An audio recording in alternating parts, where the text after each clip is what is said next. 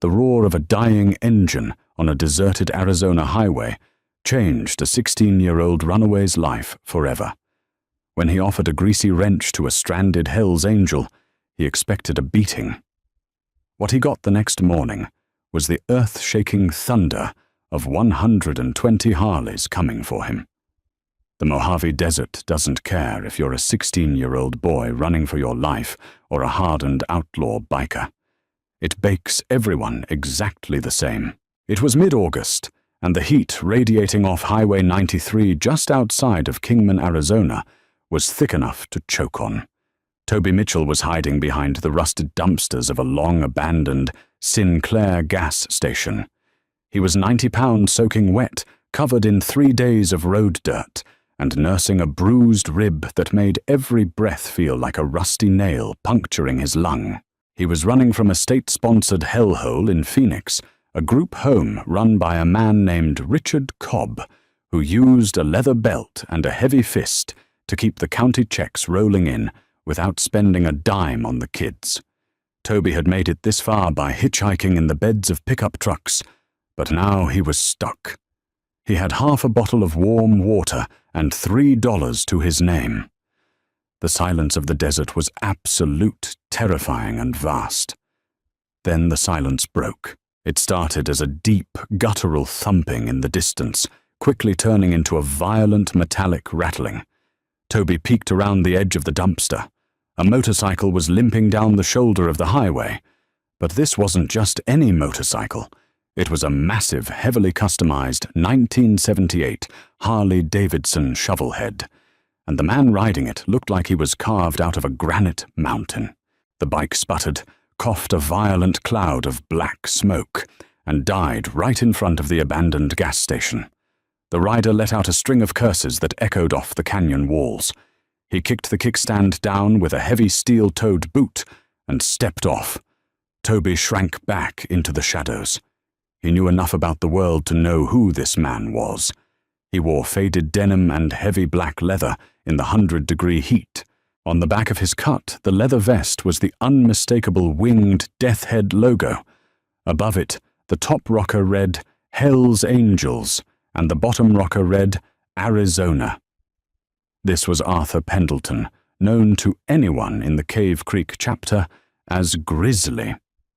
He was a man who had seen the inside of more prison cells than decent restaurants, a man whose rap sheet was as long as the highway he was riding on. Grizzly pulled a heavy wrench from a saddlebag and threw it against the dirt in frustration. He was 50 miles from the nearest town out of cell service, and his engine had just seized up. "Piece of garbage!" Grizzly roared, kicking the front tire. He leaned over the engine, the heat waves distorting his massive frame. He started yanking at the spark plug wires, clearly more angry than mechanical. From the shadows, Toby watched. Toby didn't have much in this world. He didn't have parents, his mother was gone, and his father had died of a heart attack when Toby was 12. But before his dad died, he had run a small auto repair shop. Toby had spent his entire childhood up to his elbows in grease-rebuilding carburetors before he could do long division. He listened to the way the Harley had died. It wasn't a seized engine. It was fuel starvation. The sputtering, the black smoke, the sudden stall, it was the carburetor specifically, a jammed float, or a clogged main jet in the S&S Super E carb, compounded by an overheated coil. Toby looked at his half-empty water bottle. He looked at the angry giant pacing around the motorcycle. Toby knew he should stay hidden. Men like Richard Cobb had taught him that adults only bring pain. But the mechanical puzzle, the beautiful broken machine sitting in the sun, called to him.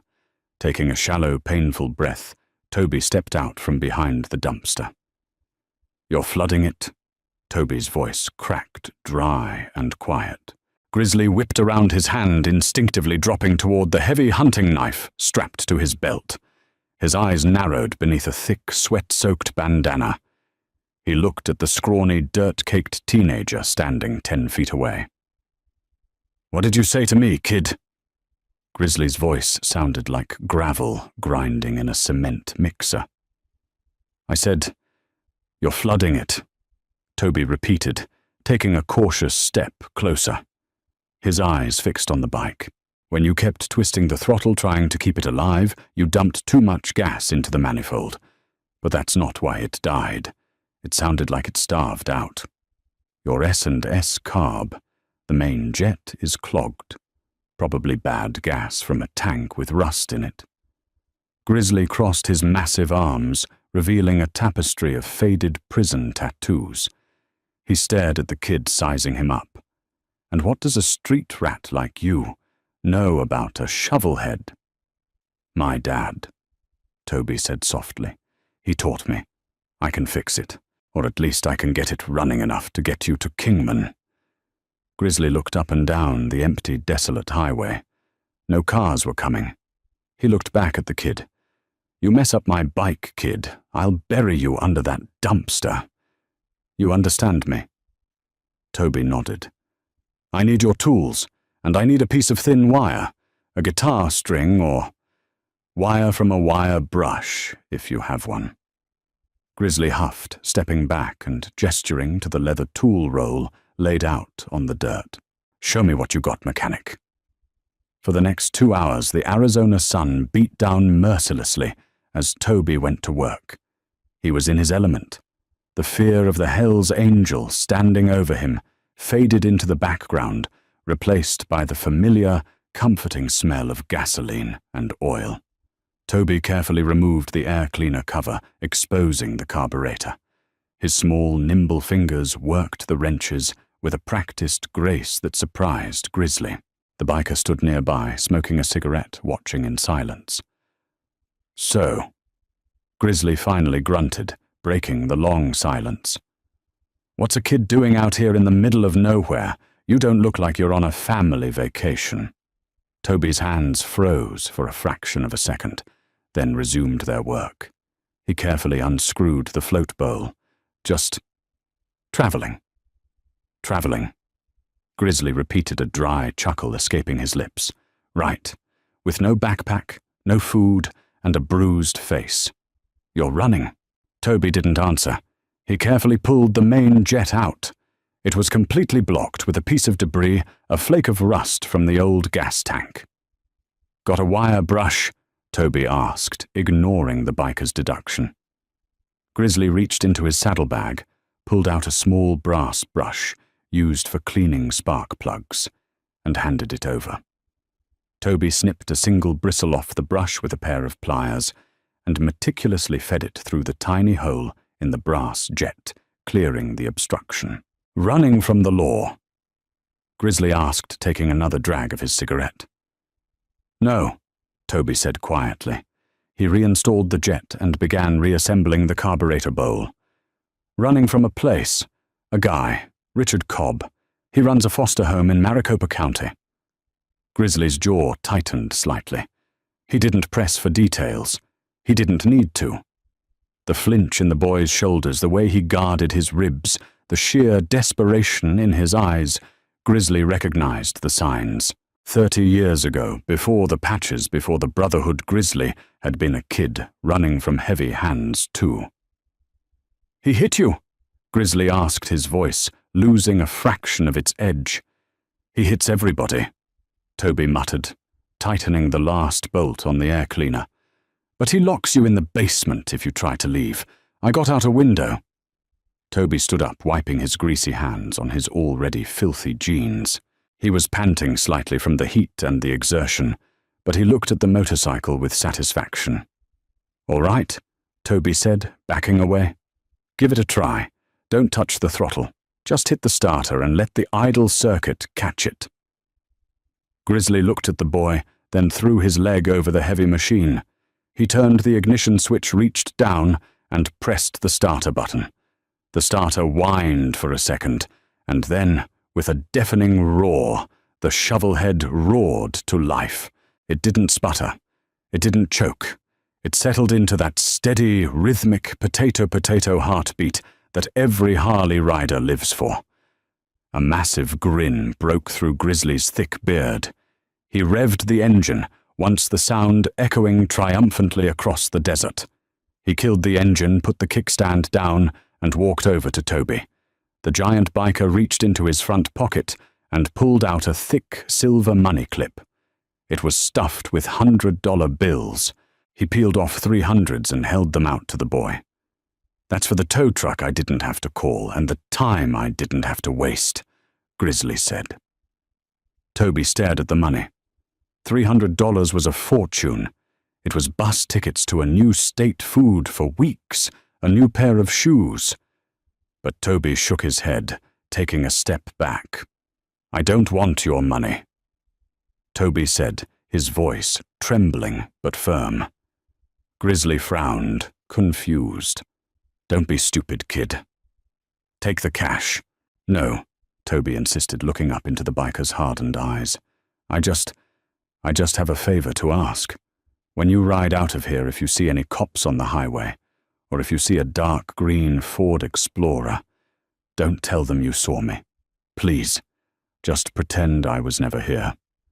Grizzly slowly lowered his hand, the money still in his grip. He stared at the terrified kid.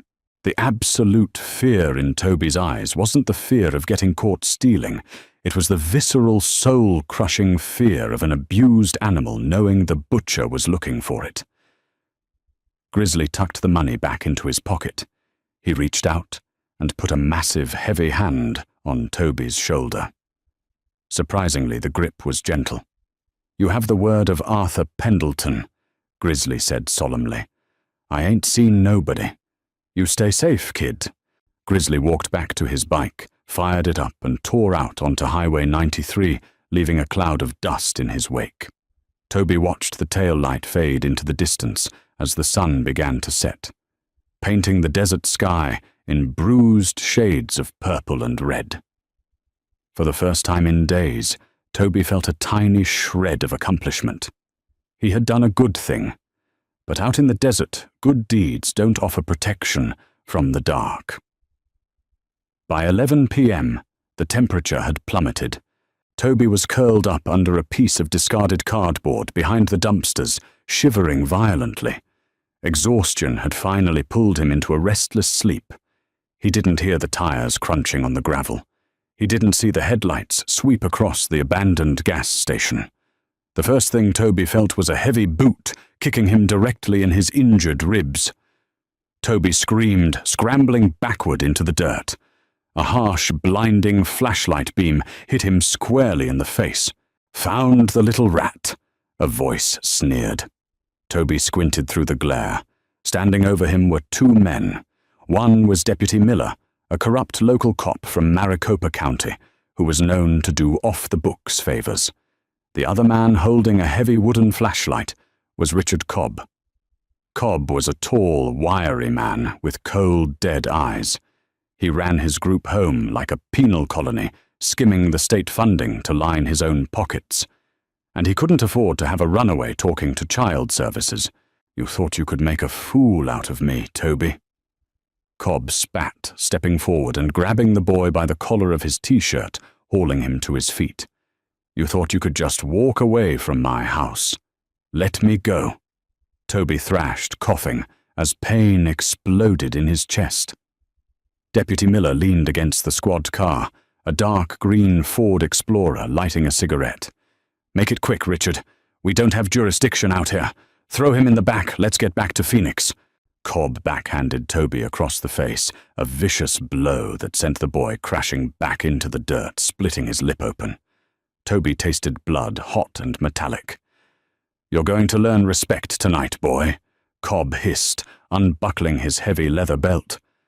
"By the time we get back to the home, you won't even be able to look at a window, let alone climb out of one." Toby curled into a ball, squeezing his eyes shut, bracing for the impact. He was miles from anywhere. No one knew he was here. The man he had fixed the motorcycle for was long gone, probably drinking in a bar in Kingman, having already forgotten the dirty kid at the truck stop. Toby was completely, utterly alone. But what Toby didn't know, and what Richard Cobb was about to find out, was that Hell's Angels don't forget a debt. And Grizzly Pendleton had made a phone call. The heavy leather belt whistled through the dry desert air, but it never made contact with Toby's battered skin. A sound stopped Richard Cobb dead in his tracks. It wasn't a police siren, and it wasn't the rumble of a passing semi-truck. It was a deep, seismic vibration that started in the soles of their boots and rattled the rusted, corrugated tin roof of the abandoned Sinclair station. It sounded like the earth itself was tearing open. Deputy Miller snapped to attention, dropping his cigarette into the dirt. His hand instinctively drifted to the heavy Glock resting in his duty holster. "What the hell is that?" Cobb lowered the belt, his cold eyes darting toward the pitch-black horizon of Highway 93. Over the crest of the desert ridge, a single piercing headlight cut through the darkness. Then came another, and another. Within seconds, the pitch-black highway was completely illuminated by a blinding river of halogen and LED lights pouring down the asphalt. The deafening roar of 120 heavy-displacement V-twin engines echoed off the canyon walls, a mechanized symphony of raw, unadulterated horsepower.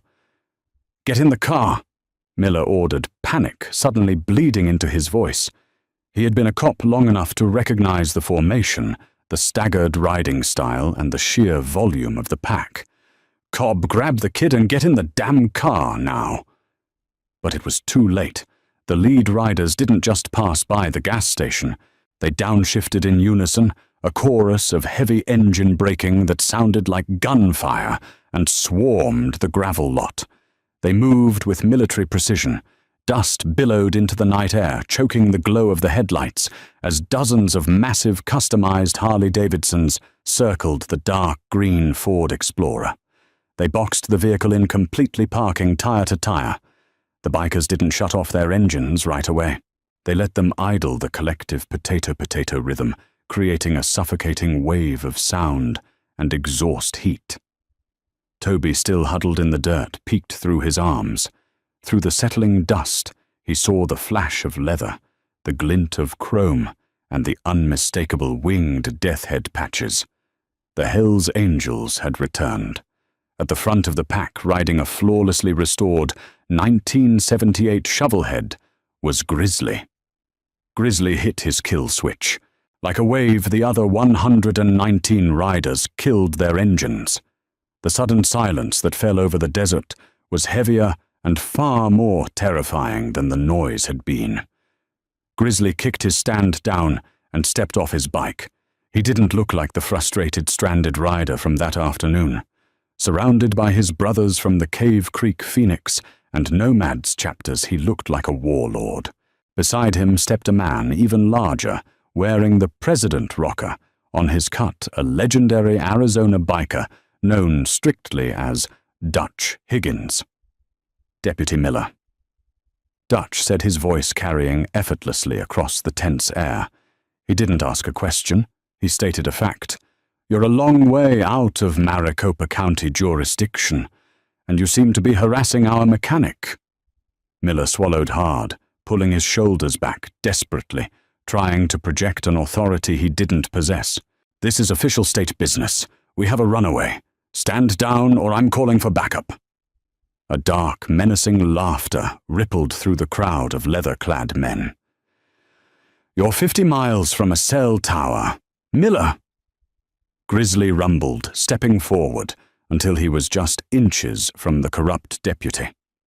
"And even if you could get a signal, there ain't a highway patrolman in this state stupid enough to drive into the middle of this." Grizzly's eyes shifted past the trembling cop and locked onto Richard Cobb, who was frozen in place, the leather belt still dangling uselessly from his hand. "You must be Cobb," Grizzly said. He didn't yell. The quietness of his voice made it infinitely more dangerous. "I don't like men who hit kids. My brothers here, they don't like it either." As if on cue, the ring of bikers took a single, synchronized step forward. Chains rattled. Heavy boots crunched on the gravel. Cobb dropped the belt as if it had suddenly caught fire. "Look, you guys don't understand. This kid is a delinquent. He's a ward of the state. He's a thief. He's a mechanic." Grizzly corrected, stepping past the deputy and walking directly up to Cobb. Grizzly towered over the abusive foster father. He fixed my shovel head, kept me from baking out here on the asphalt. He asked for nothing. No money. No ride. The only thing he asked was for me to not tell you where he was. Grizzly reached down and gently grabbed Toby by the back of his shirt, pulling the bruised and battered teenager to his feet. Toby was shaking uncontrollably, his lip bleeding, but Grizzly kept a massive protective arm wrapped around the boy's thin shoulders. I gave him my word. Grizzly continued staring holes through Cobb. But as I rode away, it didn't sit right with me. I realized a kid like this doesn't look at a man with that kind of terror unless the monster chasing him is real. So I stopped at the first roadhouse with a landline. I made a few calls. Turns out the Brotherhood has eyes everywhere, even in the Maricopa County Clerk's office. This was the twist Cobb never saw coming. He expected violence. He expected a beating.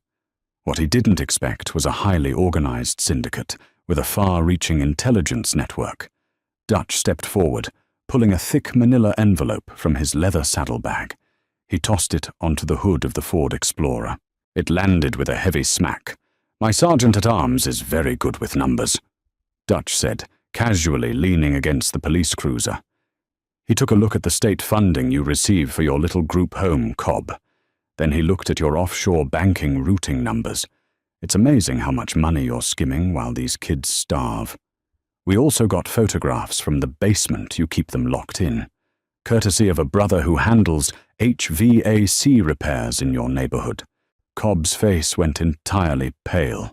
The arrogant, cruel man who had terrorized children for a decade vanished, replaced by a terrified, cornered rat. "Now," Dutch said, turning his gaze to Deputy Miller. "You have a choice to make, Deputy. You can be an accessory to grand larceny, child abuse, and federal wire fraud. Or you can open the back of your cruiser, put Mr. Cobb in handcuffs, and drive him directly to the FBI field office in Phoenix. And if you conveniently lose him on the way, we know where you live. We know where your ex-wife lives. We know what time you walk your dog." Miller didn't hesitate. Survival instinct overrode his corruption.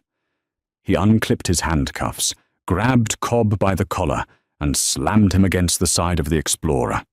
"Hey, you can't do this!" "Miller!" Cobb screamed, thrashing, as the cold steel clicked around his wrists. "Shut up, Richard!" Miller hissed, shoving the man into the back of the cruiser. He slammed the door, looked at Dutch, and gave a stiff, terrified nod. "He'll be at the field office by dawn." "See that he is," Dutch replied, stepping back. The bikers parted like the Red Sea, creating a narrow corridor for the Ford Explorer to leave. Miller started the engine, threw it into drive, and sped out of the abandoned gas station, the taillights disappearing rapidly into the desert night. Toby stood in the center of the gravel lot, surrounded by the towering figures of the Hells Angels. The adrenaline was leaving his system, replaced by a profound, overwhelming exhaustion. He looked up at Grizzly, his eyes wide with disbelief. "Why?" Toby whispered, his voice cracking. "Why did you come back? Why did you bring all of them?" Grizzly looked down at the scrawny teenager. He reached into his vest, pulled out a clean bandana, and handed it to Toby to wipe the blood from his lip. "Because out here, kid respect is earned, not given," Grizzly said softly. "You showed me respect. You fixed my iron. You didn't ask for a handout. The world has spit on you, and you still had the decency to help a stranger. That means something to us." Dutch walked over, clapping Grizzly on the back. "What's the boy's name?" "Toby," Grizzly said. "Well, Toby." Dutch smiled, a surprisingly warm expression on his scarred face. "You're a long way from anywhere. Hop on the back of Grizzly's bike. We've got a lawyer in Phoenix who owes the club a favor. We're going to get you legally emancipated. You're never going back to a group home again." Toby couldn't hold it back anymore, the tears hot and heavy, spilled down his dirt-streaked cheeks. For the first time in his entire life, he felt something he had only ever read about in books. He felt safe. Grizzly handed Toby a spare helmet. Toby strapped it on and climbed onto the back of the 1978 Shovelhead, the very machine he had resurrected just hours before. "Hold on tight, kid," Grizzly said over his shoulder. With a simultaneous earth-shattering roar, 120 engines fired back to life. The headlights flipped on, turning the desert night into high noon. Grizzly kicked the bike into first gear, and the massive convoy of iron and leather pulled out onto Highway 93. They rode in a tight, impenetrable formation. Toby rode in the very center of the pack, surrounded on all sides by the fierce, unyielding protection of the Brotherhood. The wind whipped past him. The heat of the engines warmed his shivering body, and the rhythmic thunder of the Harleys became a lullaby. 10 years later, the desert sun baked the asphalt outside of Mitchell & Sons custom motorcycles in the heart of Phoenix. The shop was immaculate, smelling of high-grade motor oil, fresh paint and burnt coffee. Toby Mitchell, now 26 years old, wiped his grease-stained hands on a shop rag. He was no longer the scrawny, terrified runaway hiding behind a dumpster.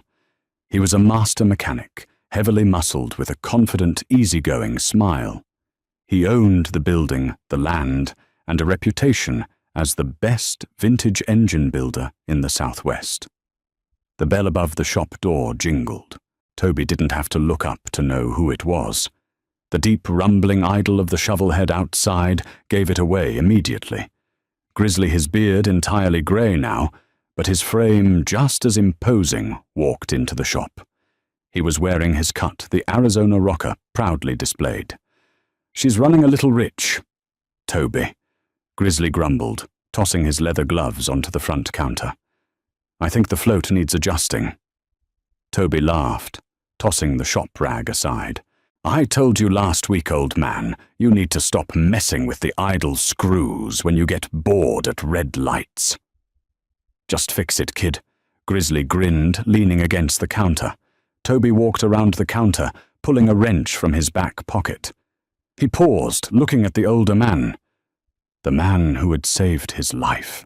The man who had sponsored his emancipation, paid for his first set of professional tools, and brought his entire chapter in for business, ensuring Toby's shop never struggled for a single day. "You got it, Grizzly?" Toby smiled, walking out into the sun toward the waiting motorcycle. "It's on the house, same as always." Grizzly watched the young man work, a quiet pride in his eyes. Out in the desert, a broken machine had brought them together, but it was loyalty, fierce and unyielding, that had built a family. Toby's journey from a terrified runaway to a master mechanic proves that family isn't always blood. Sometimes it's forged in grease loyalty and the roar of a Harley. The Hells Angels didn't just save a boy, they built a man. If this incredible true story of brotherhood and redemption gave you chills, hit that like button, share it with a friend, and subscribe for more unforgettable stories.